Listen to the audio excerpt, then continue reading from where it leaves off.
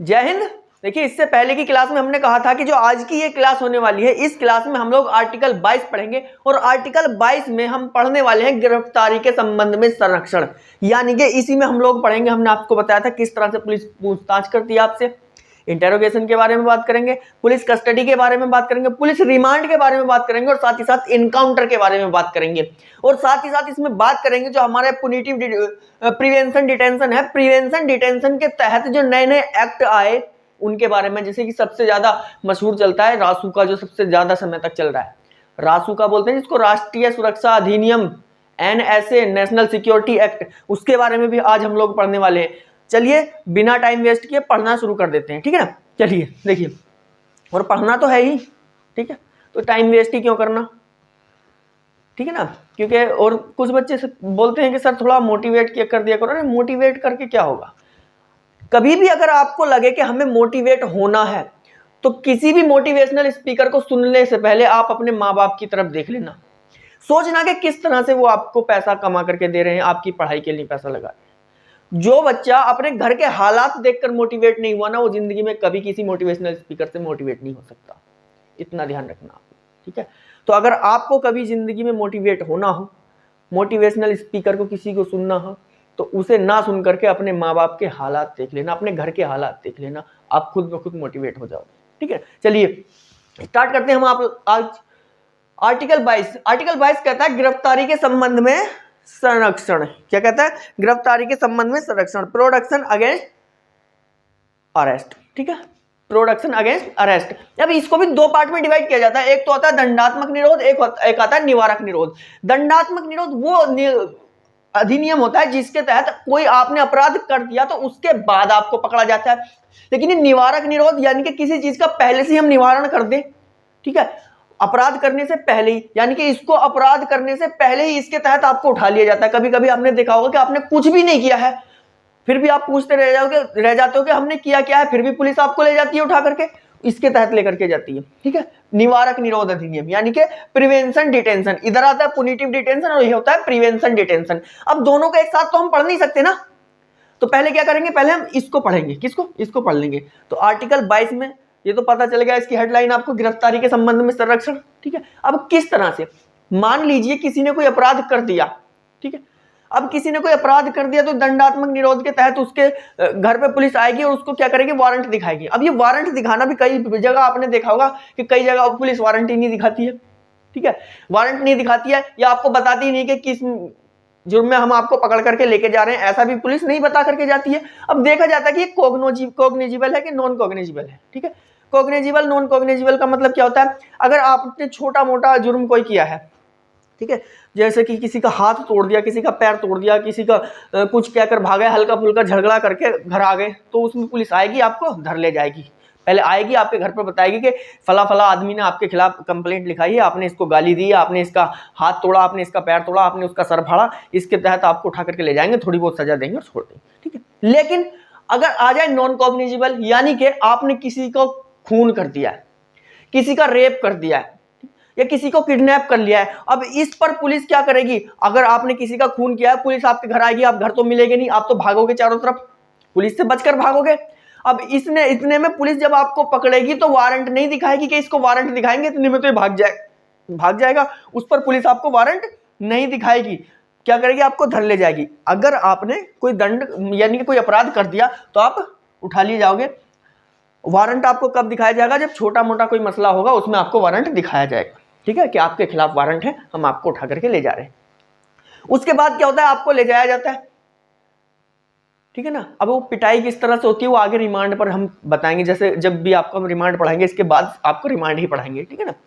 तो रिमांड पर किस तरह से पिटाई कर सकती है पुलिस वो आपको बताएंगे। लेकिन यहां पर आपको जब पकड़ के ले जाया जाता है, पकड़ के ले जाने के बाद अब जब आपके घर पर पुलिस आई उस समय को छोड़ दिया जाता है। जब आपको पकड़कर ले जाया गया थाने में ले जाया गया, ठीक है, थाना तो समझते हो पुलिस स्टेशन, हम बाबू वाला थाना नहीं कह रहे, ठीक है ना, वो थाना अलग ही होता है, वो सब बर्बाद करने वाला थाना है, ठीक है, वो बेबी बाबू वाला थाना दूसरा है, वो इस थाने से ज्यादा बर्बाद करता है वो थाना, ठीक है ना। वहां ले जाने के बाद, वहां ले जाने का जो समय होगा उस समय को छोड़ करके 24 घंटे के अंदर अंदर क्या करना होगा, न्यायालय के यहाँ पर पेश करना होगा। ठीक है, अगर ऐसा कोई पुलिस वाला नहीं करता है तो आप उसको हॉबियस कर्पस कर सकते हो। हॉबियस कर्पस हम आपको पढ़ा देंगे आर्टिकल 32 में। हॉबियस कर्पस जैसे कि यानी कि आपके किसी संबंधी को पकड़कर पुलिस ले गई है और 3 दिन तक ना तो उसे जेल भेज रही है, यानी कि जुडिशियल रिमांड में भी नहीं भेज रही है, नहीं आपके घर भेज रही है, और 3 दिन तक अच्छे से वहीं पर ठुकाई कर रहे हैं, तो उसके खिलाफ आप क्या कर सकते हो, हॉबियस कर्पस ला सकते हो। ठीक है ना। अब देखिए इसमें समझना यह है कि 24 घंटे के अंदर अंदर न्यायालय में पेश करेंगे। अब न्यायालय में कहाँ पेश करेंगे, अब मान लो आपका जिला न्यायालय है, यानी कि जो आपके जिले का कोर्ट है, तो वहां पर तो पहले से बहुत सारे केस पेंडिंग पड़े हैं। तुम क्या कहेंगे, प्रधानमंत्री हो जो तुम आज पकड़े गए कल को तुम्हारा केस सुन लेंगे। अब उस पर क्या करेंगे, दरोगा साहब पकड़ेंगे। ठीक है, इस बंदे को किसी को दरोगा साहब ने पकड़ लिया दरोगा साहब ने।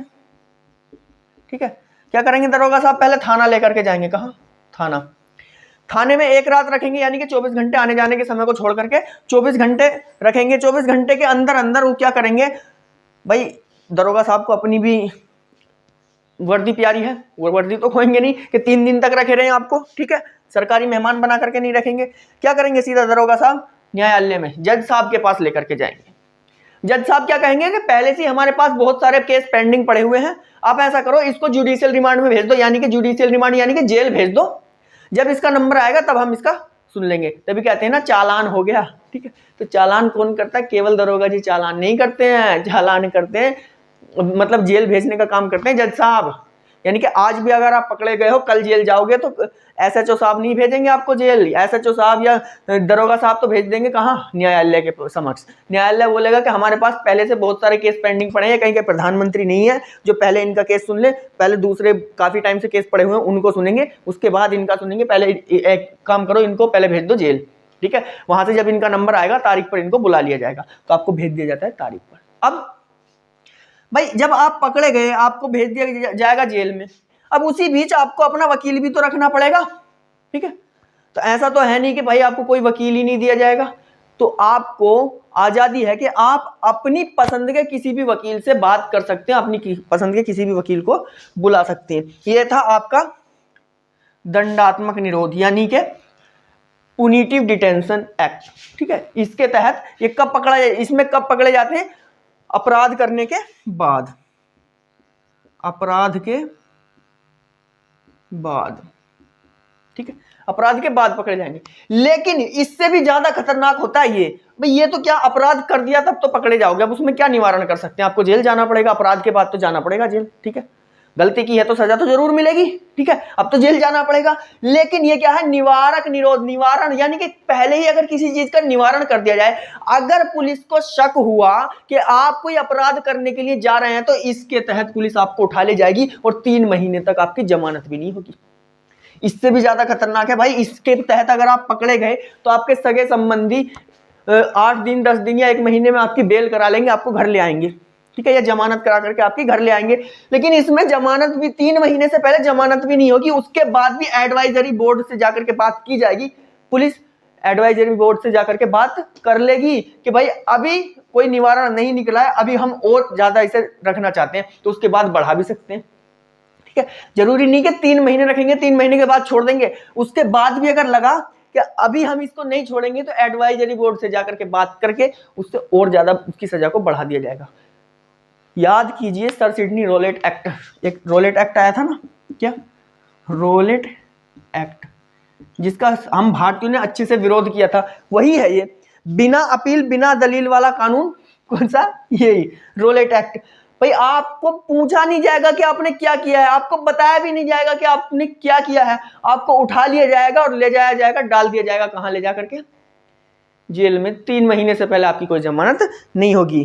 ठीक है ना, कई बार देखा होगा ना आपने कि पुलिस उठा ले जाती है, आप पूछते रह जाते हो कि भाई क्यों उठा रहे हो, पुलिस के पास है ये रहा एक्ट। ठीक है, आपको उठा लेगी और रख लेगी। ठीक है ना, बाद में लगा देगी कि भाई तमंचा लेकर के जा रहा था। आपके पास अगर कभी भी कोई इलीगल अस्त्र लेकर के जाता है तो उसको उठा लिया जाता है ना। अब कोई इलीगल अस्त्र रख रहा है तो क्यों रख रहा है वो, अगर उसके पास लीगल नहीं है इलीगल रख रहा है तो क्यों रख रहा है वो, तो इसका मतलब क्या हो, क्यों घूम रहा है लेकर के इधर उधर, किसी को नुकसान पहुंचाएगा तो भाई उसको रख लिया जाएगा जब। ठीक है ना, चलिए, तो इसको बिना वारंट कोई भी वारंट भी नहीं दिखाना पड़ता इसमें। अगर पुलिस इसमें आपको उठाएगी तो कोई वारंट भी आपको नहीं दिखाएगी, और 3 महीने से पहले कोई जमानत भी नहीं होगी। अब बात आ जाती है इसमें हाउस अरेस्ट क्या होता है। इसी के तहत आता है हाउस अरेस्ट। आपको नजरबंद भी कर दिया जाता है इसी के तहत। नजरबंद किस तरह से किया जाता है, जब 370-35 से हटी थी जम्मू कश्मीर से, 370 और 35 से जब जम्मू कश्मीर से हटाया गया था,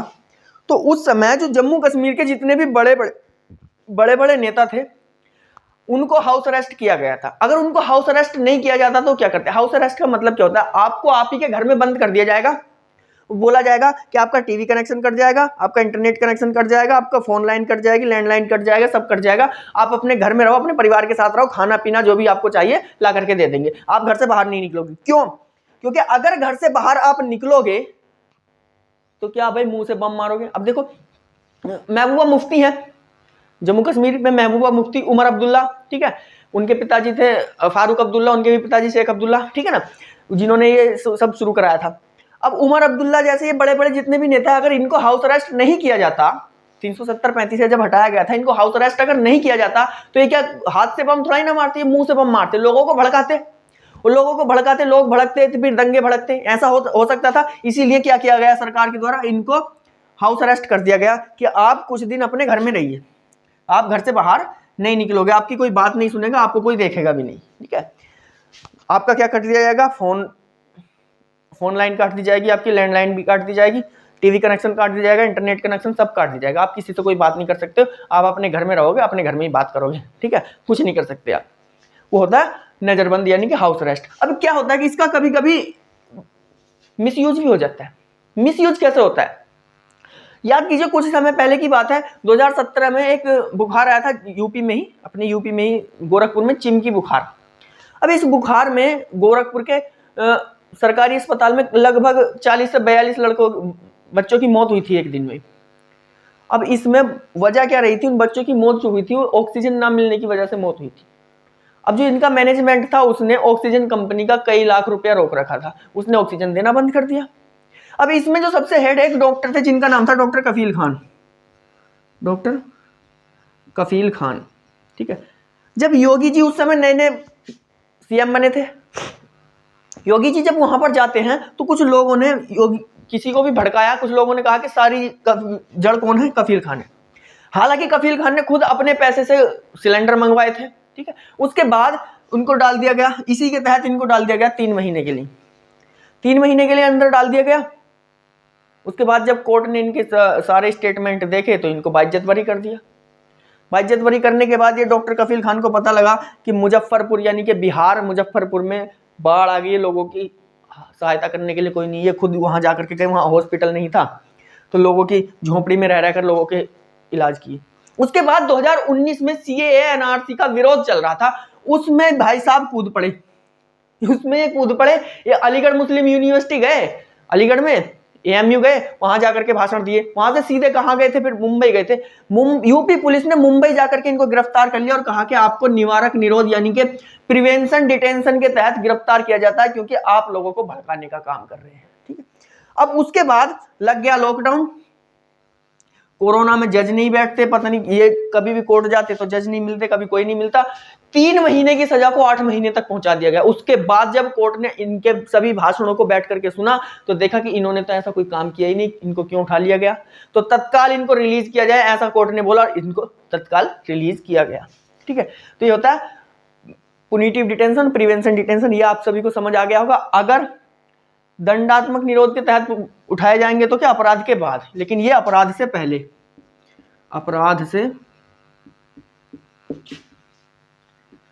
ही उठा लिया जाता है, ठीक है।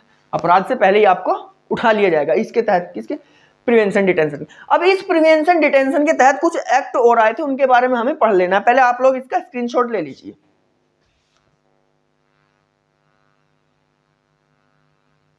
चलिए, हो गया।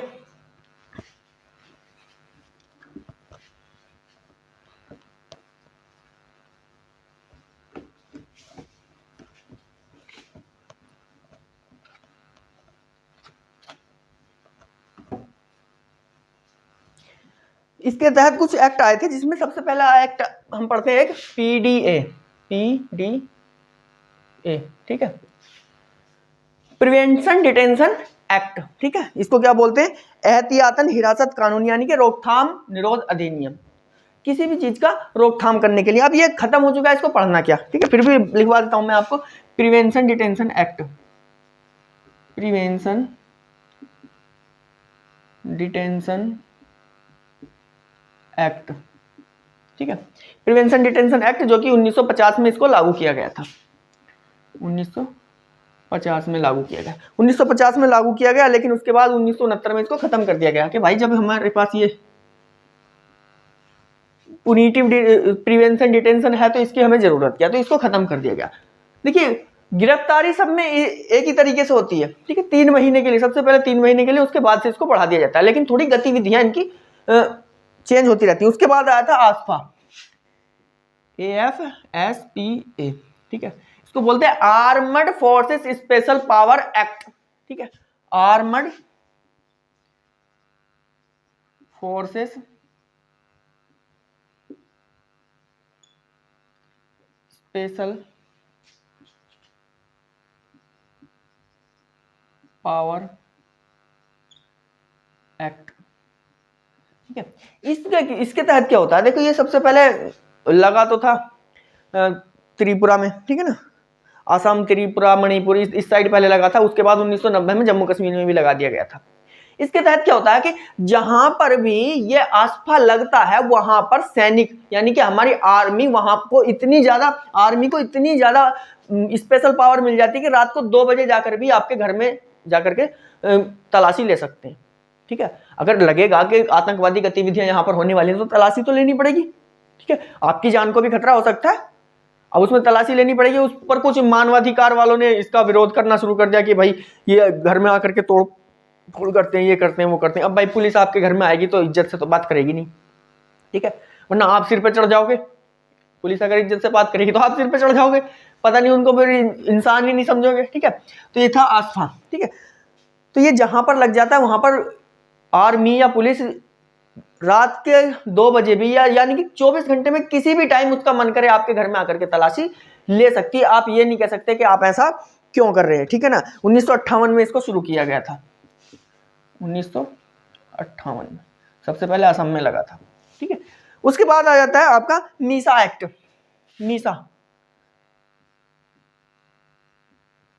Misa act, maintenance internal security act,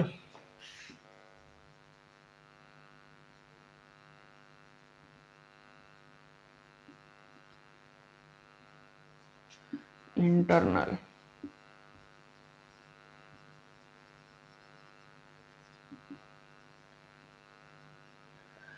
maintenance internal security act. अब देखिए इसका मिसयूज सबसे ज्यादा किया गया, क्या, इसका मीसा का, इसमें क्या होता है, इसको बोला जाता है आंतरिक सुरक्षा अधिनियम, यानी कि देश के अंदर भी अगर कोई ऐसी गतिविधियां लग रही हो तो उसकी भी सुरक्षा हम लोग कर सकते हैं, ऐसा अधिनियम। इसका सबसे ज्यादा मिसयूज किया गया, सबसे ज्यादा मिसयूज कर लिया इसका इंदिरा गांधी ने। जैसे ही चुनाव आया, चुनाव के समय आकर के जितने भी बड़े बड़े नेता है उनको मीसा के तहत अंदर डाल दिया। अब आप ही देखो, किसी भी पार्टी के कद्दावर नेता अगर अंदर चले जाएंगे तो उसका प्रचार करने वाला ही नहीं बचा कोई, उसको कौन वोट दे रहा है, फिर उसको तो कोई वोट ही नहीं देगा। ऐसे ही किया था इंदिरा गांधी ने, सबको 3-3 महीने के लिए अंदर डाल दिया, 3 महीने से पहले चुनाव हो जाने थे, चुनाव हो गए, वो जीत गई आराम से। बहुत ज्यादा मिसयूज, अगर पूछा जाए सबसे ज्यादा मिसयूज किसका किया गया, मीसा का किया गया। किसका भाई, मीसा का किया गया, ठीक है। 1967 में इसको शुरू किया गया था, 1967 में इसको शुरू किया गया था। उसके बाद 2004 में आकर के इसको बंद कर दिया गया। कर तो 1977 में ही दिया था बंद, उसके बाद फिर से आया था तो 2004 में इसको बंद कर दिया गया था, ठीक है। ये था मीसा एक्ट, इसको बोला जाता है आंतरिक सुरक्षा अधिनियम। उसके बाद आता है आपका NSA, जो सबसे ज्यादा यूज किया जाता है। देखो सबसे ज्यादा मिसयूज अगर किया जाए, पूछा जाए तो मीसा, और सबसे ज्यादा यूज NSA, जिसको बोलते हैं हम रासुका, NSA, नेशनल सिक्योरिटी एक्ट, राष्ट्रीय सुरक्षा अधिनियम शॉर्ट में जिसको बोला जाता है रासुका। क्या बोला जाता है, रासुका, नेशनल सिक्योरिटी एक्ट, ठीक है, नेशनल सिक्योरिटी एक्ट। और ये अभी भी चल रहा है, 1980 में आया था। कब आया था, 1980 80 में आया था। इसका सबसे आपने देखा ना, मध्य प्रदेश सरकार ने और यूपी में योगी आदित्यनाथ जी ने बोल दिया था कि कोरोना में जो डॉक्टर के ऊपर पत्थर फेंकेगा, जो डॉक्टर से अभद्रता करेगा, उसके ऊपर सीधा सीधा रासुका लगाई जाएगी, यानी कि एनएसए के तहत कार्रवाई होगी। तो भाई इसके तहत अगर कार्रवाई होगी तो उठाए तो सब में एक ही जैसे जाएंगे, प्रिवेंशन डिटेंशन के तहत ही। 3 महीने से पहले तो आपको जमानत मिलने वाली है नहीं। उसके बाद भी अगर एडवाइजरी बोर्ड बोलेगा कि इनको अभी नहीं छोड़ना है तो नहीं छोड़े जाओगे, ठीक है। बहुत अच्छे से ठोकती है पुलिस, ध्यान रखना। उसके बाद आता है टाडा। क्या आता है? टाडा। अब देखिए तीनों एक ही जगह आ गए, मीसा, एनएसए और टाडा। अगर पूछा जाए सबसे ज्यादा मिसयूज तो मीसा का, अगर पूछा जाए सबसे ज्यादा यूज किसका किया जाता है, नासा का, और अगर पूछा जाए, नासा नहीं एनएसए, ठीक है, नासा बोलो, एनएसए, ठीक है। अगर पूछा जाए कि सबसे ज्यादा खतरनाक, तो सबसे ज्यादा खतरनाक होगा टाडा। कौन होगा? टाडा। आपने मूवी देखी होगी ना, दिल जले। दिल जले मूवी में वो गुलशन ग्रोवर साहब बोलते हैं ना अजय देवगन की मम्मी से, उस पर तो टाडा लगा है, टाडा, ठीक है। इसको बोलते हैं टेररिस्ट एक्टिविटीज डिटेंशन एक्ट, ठीक है। आतंकवादी गतिरोध, आतंकवादी तथा विचलित करने वाली गतिविधियां पर अधिनियम, ठीक है। इसमें क्या होता है, ये आतंकवादियों पर लगाया जाता है या फिर ऐसे आदमी पर लगाया जाता है जो कि आतंकवादियों का साथ देता है। उसमें देखा होगा ना मूवी में आपने, दिल जले मूवी में आपने देखा होगा कि जो उसके ऊपर जो इल्जाम लगाया जाता है कि भाई आपने आतंकवादियों का साथ दिया, एक अपनी तरफ से किसी को आतंकवादी बना करके वो भेजते हैं और उसके बाद उसके ऊपर ये टाड़ा लगा देते हैं, उनको सच में आतंकवादी बना देते हैं। इसको बोलते हैं टेररिस्ट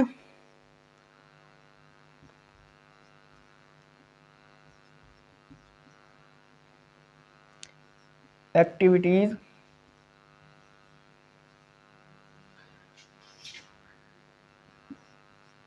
डिटेक्शन एक्ट, ठीक है।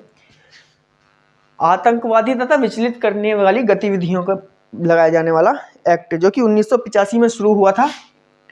1985 में शुरू हुआ था और 1995 में इसको खत्म भी कर दिया गया था। खत्म क्यों कर दिया गया था? 1985 में शुरू हुआ और 10 साल बाद 1995 में इसको खत्म कर दिया गया। क्यों?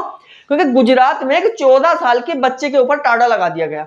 हद हो गई पुलिस वालों की। बताओ 14 साल का बच्चा कौन से लोगों को आतंकवादी बना रहा था या कौन सा वो आतंकवादी बन रहा था, ठीक है। और गुजरात जैसा राज्य जो कि आतंकवादी गतिविधियां वहां पर बिल्कुल ही नहीं होती, ठीक है।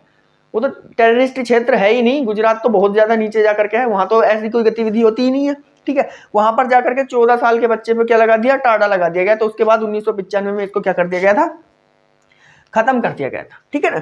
ये आपका, पहले आप इसका स्क्रीनशॉट ले लीजिए, उसके बाद आगे अभी बताएंगे। अभी और रह गए हैं 2 एक्ट।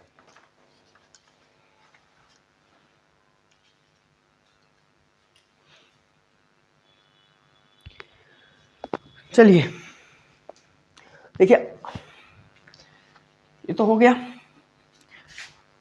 इसके बाद आता है पोटा। पोटा खत्म कर दिया गया है, बता देते हैं थोड़ा पोटा होता क्या है, लेकिन वो खत्म कर दिया गया है।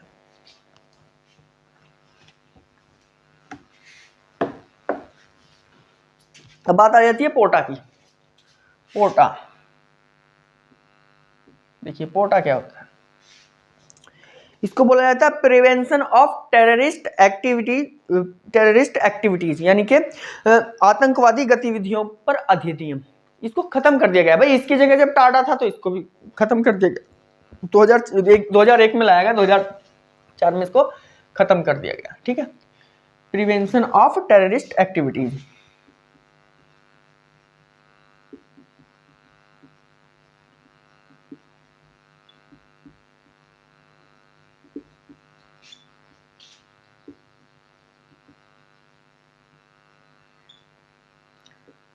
दो 2001 में इसको लाया गया, 2004 में इसको खत्म भी कर दिया गया, ठीक है। इसके बारे में ज्यादा पढ़ना नहीं। उसके बाद आता है यूएपीए, ठीक है। इसको बोलते हैं अनलॉफुल एक्टिविटीज प्रिवेंशन एक्ट, ठीक है। जो कि गैर कानूनी गतिविधियां होती है उनको बनाने वाला। अभी इसके बारे में देखिए बहुत सारी, कई बार ये एक बार बंद हुआ, एक बार लाया गया, फिर बंद हुआ। इस यूएपीए इस तरह से हुआ, ठीक है। यूएपीए इसके बारे में क्या समझते हैं कि पहले इसको 1967 में लाया गया, उसके बाद 2004 में बंद कर दिया गया, ठीक है। उसके बाद फिर 2008 में लाया गया और 2012 में फिर बंद कर दिया गया, ठीक है। अब देखिए इसके बारे में बताना क्या, अनलॉफुल, अनलॉफुल, ठीक है, एक्टिविटीज,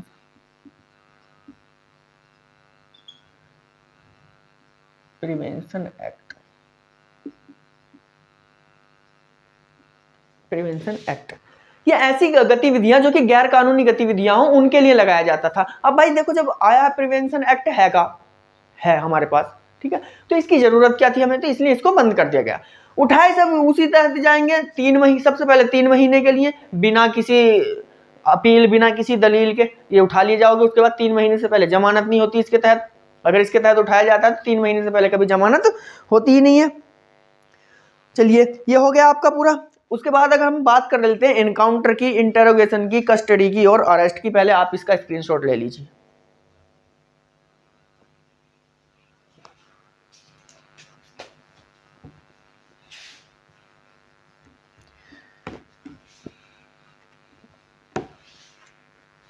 देखिए अब इनकाउंटर से पहले भी अब एक चीज हमें देखनी है यहाँ पर। देखिए पहले इनकाउंटर की बात कर लेते हैं। इनकाउंटर 2 तरीके से होता है। एक तो जब पुलिस किसी को पकड़ने के लिए जा रही है और वो भाग रहा है और पुलिस पर हमला कर रहा है, तब उसका इनकाउंटर कर दिया जाता है। पहले गोली उसके टांग में मारी जाती है, फिर उसके बाद पीठ में गोली मारी जाती है, ठीक है। कभी सामने से पुलिस गोली नहीं मारती। अगर सामने से पुलिस गोली मारेगी तो इनकाउंटर में पकड़ लिए जाएंगे और वो फर्जी इनकाउंटर हो जाएगा, ठीक है। जैसे कि हैदराबाद रेप केस था, उसमें 4 का इनकाउंटर कर दिया, भले उसको फर्जी था लेकिन हो गया, कोई दिक्कत नहीं। ऐसे को तो मर जाना ही चाहिए, ठीक है ना, काम खत्म कर दिया, कोई दिक्कत नहीं, ठीक है ना। लेकिन इसमें हमें सबसे पहले देखना है, सबसे पहली बात आती है इंटेरोगेशन। इंटेरोगेशन ये होता है पूछताछ। पूछताछ पुलिस कुछ समय ऐसा होता है कि पूछताछ के लिए पुलिस उठाती है, ठीक है। मान लो किसी केस से संबंधित कोई आदमी है और उसको उठा लिया, पूछताछ करके उसको छोड़ दिया जाता है। ऐसा नहीं, दो पक्षों में अगर इन 2 पक्षों में अगर इनमें लड़ाई चल रही है ना, ठीक है, इस तीसरे को अगर कुछ पता है तो इसको उठाया जाएगा, कुछ समय के लिए पूछताछ की जाएगी, इससे क्या पूछताछ की जाएगी। लेकिन अगर गांव में अगर किसी को उठाया जाता है तो लोगों को लगता है कि भाई इसको भी उठा लिया, अब लोग जाते हैं सीधा थाने उसे छुड़ाने के लिए। अब उससे थोड़ी देर पूछताछ होती है, उसे छोड़ते हैं, लेकिन पुलिस सोचती है जब ये लोग आए हैं तो कुछ देके भी जाएंगे, उनसे पैसे ऐंठ लिए जाते हैं। अरे भाई अगर किसी को इंटेरोगेशन के तहत उठाया जाता है, किसी को पूछताछ के लिए उठाया जाता है, पूछताछ करके उसको छोड़ देंगे, आप क्यों पैसा देने के लिए जा रहे हो, मत जाओ, ठीक है ना। आप खुद ही सोचो कि झगड़ा इन दोनों का है, ठीक है, झगड़ा इन दोनों का है तो जेल भी ये दोनों ही जाएंगे, ये जेल नहीं जाएगा। इसको तो केवल पूछताछ के लिए उठाया जा रहा है। कई बार ऐसा होता है, दो लोगों में काफी लंबा झगड़ा हो गया, खून खराबा भी हो गया, अब किसी से फोन पर भी बात अगर हुई होती है तो उसको उठाया जाता है। देखा होगा ना आपने कि फोन पर बात की थी इसने, इसको उठाओ, तो लोगों को लगता है कि अब इसको भी जेल भेज देंगे, ठीक है। अब जेल कब भेजते हैं, उस पर कोई अलग केस लगाकर जेल भेजते हैं, वरना उठाया तो पूछताछ के लिए जाता है, ठीक है ना। तो उसको भाई जब इन दोनों का झगड़ा है तो ये जेल क्यों जाएगा, जेल तो यही दोनों जाएंगे, ठीक है। इसको तो पूछताछ के लिए उठाया जा रहा है ना, तो डरना नहीं है, ठीक है। पूछताछ करके आपको छोड़ दिया जाता है, ठीक है ना। उसके बाद आता है कस्टडी यानी कि हिरासत। कस्टडी यानी कि हिरासत, ये कोई नॉर्मल मैटर होता है, ठीक है, नॉर्मल मैटर। ये नॉर्मल मैटर में उठाया जाता है। जैसे कि कोई आंदोलन कर रहा होता है तो उस आंदोलन का जो सबसे बड़ा नेता होता है ना, उसको हिरासत में ले लिया जाता है। कई बार आपने देखा होगा ना कि कोई पार्टी अगर आंदोलन कर रही है तो आंदोलन का सबसे बड़ा नेता जो है उसको उठा लिया जाता है। जैसे कि अभी कुछ समय पहले अखिलेश यादव को उठाया गया, तो कहते हैं ना कि इनको हिरासत में ले लिया। तो हिरासत में लेने का मतलब ये नहीं कि उनको जेल भेज दिया जाएगा, जेल नहीं, कुछ समय तक समझा के कि क्यों ऐसी बातें कर रहे हैं, आप समझदार आदमी है, छोड़िए, अपना घर बैठिए, आप भी ठंडा पानी पीकर घर बैठिए और ये भी घर बैठ जाएंगे, ठीक है। मान लो अभी स्टूडेंट बवाल करने लग जाए कि हमें नौकरी दो, हमें नौकरी दो, अब हम टीचर लोग सबसे आगे जाना पड़ेगा। भाई आपको तैयारी करा रहे हैं, आपको सफलता मिलेगी, उस समय खुशी हमारी भी तो होगी, ठीक है। हमको भी चैन कभी मिलेगा जब हमारे पढ़े हुए स्टूडेंट कहीं जाकर के लग जाएंगे, कहीं जाकर के नौकरी करने लगेंगे, तो हमें भी खुशी मिलेगी, उनके माँ बाप को भी खुशी मिलेगी। तो उसमें पुलिस क्या करेगी, टीचर्स को उठा लेगी। कि इनको उठा लो, पहले इनको हिरासत में ले लो। हमको हिरासत में ले लिया जाएगा, हमसे कहा जाएगा अरे मास्टर साहब क्यों परेशान हो रहे हो, बच्चे भी बैठ जाएंगे, घर जाकर पढ़ने लग जाएंगे, आप भी घर जाकर के पढ़ाने लग जाइए अपना, छोड़िए कहाँ चक्कर में पड़ रहे हैं आप। तो नॉर्मल मैटर होता है, कस्टडी में लेती है पुलिस और 2-4 घंटे उनको पूछता है, 2-4 घंटे उनको समझा करके छोड़ देती है। ये होता है कस्टडी यानी कि हिरासत। उसके बाद आता है अरेस्ट। अरेस्ट, ठीक है, ये होता है गिरफ्तार। ये सीरियस मैटर होता है भाई, इसको हल्के में मत लेना, ये सीरियस मैटर होता है। कब गिरफ्तार किया जाएगा, या तो आपको प्रिवेंशन डिटेंशन के तहत उठा ले, गिरफ्तार कर ले, 3 महीने से पहले जमानत ही नहीं होगी फिर, या आपने कोई अपराध कर दिया तो आपको उठा करके ले जाया जाएगा, उसमें बहुत बोला जाता है गिरफ्तार। यदि अगर आप कोई आंदोलन कर रहे हैं तो उसके बड़े नेता हैं तो आपको कस्टडी में लिया जाएगा। तो अगर कस्टडी में लेने का मतलब है तो कुछ समय तक पूछताछ होगी और उसको छोड़ दिया जाएगा। लेकिन अगर बात आती है अरेस्ट करने की, गिरफ्तार करने की, तो सीरियस मैटर होता है, उसमें आपको जेल जाना पड़ेगा, ठीक है ना। अब अरेस्ट कर लिया, ठीक है, जेल, अब अरेस्ट जेल तो कौन भेजेगा, दरोगा साहब तो जेल भेजेंगे नहीं, एसएचओ साहब जेल नहीं भेजेंगे, वो कहाँ भेजेंगे, सीधा सीधा जज के पास, जज के पास भेज देंगे। और जज साहब कहेंगे कि हमारे पास पहले से ही बहुत सारे केस पेंडिंग पड़े हुए हैं, आप ऐसा करो इनको कहाँ भेज दो, जुडिशियल रिमांड में भेज दो, जुडिशियल कस्टडी, रिमांड नहीं कस्टडी, यानी कि कहाँ भेज दो, अब जज साहब के पास, सॉरी जेलर साहब के पास भेज दो, जेल में इनकी देखरेख करेंगे। जेलर साहब बहुत बढ़िया आदमी होते हैं, टाइम से खाना देते हैं, टाइम से सोने के लिए देते हैं, परेशान नहीं करते, वो मारते नहीं, बहुत बढ़िया आदमी होते हैं, ठीक है। मारते कौन है, दरोगा साहब मारते हैं, उनसे जितना जल्दी बचा जाए उतना जल्दी अच्छा है, ठीक है। दरोगा साहब से जितना जल्दी बच जाए उतना जल्दी अच्छा है, क्योंकि अगर जेल में पहुंच जाएंगे, जेलर बहुत अच्छा आदमी होता है, वो मारता नहीं है, टाइम से खाने के लिए खाना देता है, भले ही दाल पतली हो लेकिन मिलती है खाने के लिए, ठीक है ना, कोई दिक्कत नहीं। क्या होता है अरेस्ट। अरेस्ट जब कर लेंगे तो जज साहब भेज देंगे जेल में।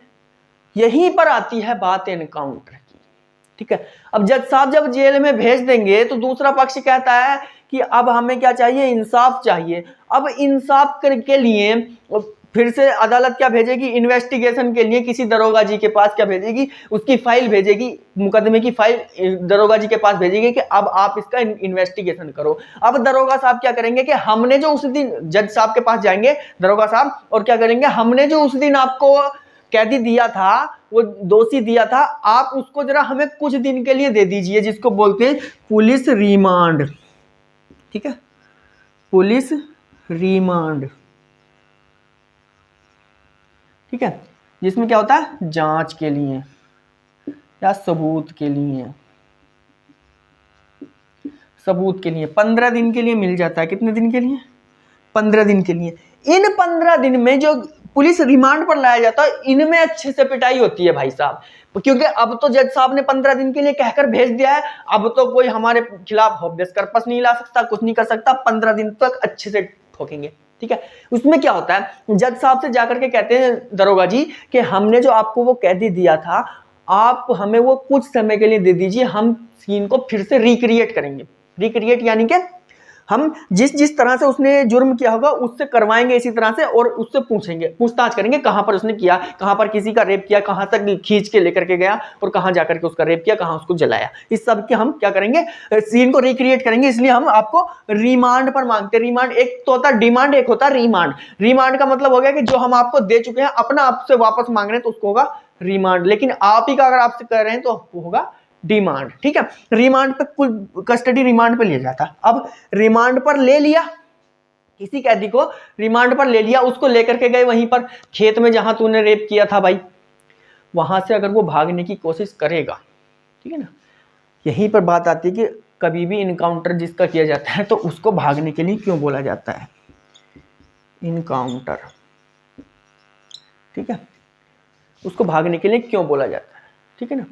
अब जैसे लेकर के गए उसको, तो एक बोलता है कि चल छोड़ तू भाग जा, ठीक है, और पहले ही दूसरी तरफ आदमी लगा रखे होते हैं, वो गोली मार देता है उसको, बात खत्म। क्यों, क्योंकि अगर खड़े हुए को गोली मारेगा तो गोली सीधी लगेगी जाकर के, और गोली जब सीधी लगेगी या उसके सीने पर भी गोली मार दी, सामने गोली कहीं भी मार दी तो पोस्टमार्टम में पकड़ लिए जाएंगे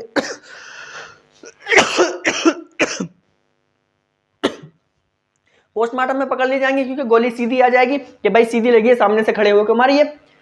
जब उसको बोला जाएगा कि तू भाग जा, तो अपराधी क्या सोचता है कि ये भाई दरोगा साहब मान रहे हैं, भाग जाओ, और लेकिन वो आदमी पहले से ही लगा कर रखा हुआ है, उन्होंने गोली मार देते, पहली गोली उसको टांग में मारते हैं, दूसरी पीठ में मारते हैं, ठीक है। अगर कोई भागता हुआ होता तो हम वो कहते हैं सबूत बनाने के लिए कि हमने इसको रोकने की कोशिश की थी, इसलिए हमने इसकी टांग में गोली भी मारी थी ताकि ये रुक जाए, उसके बावजूद भी नहीं रुका तो हमने इसको पीठ में गोली मार दी, ठीक है ना। और गोली जब भागते हुए को गोली लगती है तो तिरछी लगती है और उस पर वो पकड़े नहीं जाते, उसमें कर दिया जाता है इनकाउंटर, जब रिमांड पर लाया जाता है उसको सीन को रिक्रिएट करने के लिए, ठीक है, ये होता है इनकाउंटर। उसके बाद जुडिशियल कस्टडी हम आपको पढ़ाई दिया है, जुडिशियल कस्टडी। जुडिशियल कस्टडी क्या होता है हमने आपको पढ़ाई दिया, जब पकड़ करके लाते हो 24 घंटे के अंदर अंदर उसको न्यायालय में के समक्ष पेश किया जाता है, तो जज साहब कह देते हैं आप इसको ले जाइए कहाँ पर, जुडिशियल कस्टडी यानी कि जेल में ले जाइए, जब इसका नंबर आ जाएगा इसके केस का तो हम उसकी सुनवाई कर लेंगे, ठीक है ना। आप पहले इसका स्क्रीनशॉट ले लीजिए। चलिए हो गया, आज की वीडियो भी काफ़ी लंबी हो गई है, हमने कल की क्लास में भी आपको बताया था कि काफ़ी लंबा ये आर्टिकल है अकेला, और ये आपका हो चुका है, इसको समझ लीजिए, अच्छे से पढ़ लीजिए और पढ़ते रहिए, आगे बढ़ते रहिए और अपने दोस्तों में इस वीडियो को शेयर करते रहिए। Thank you class.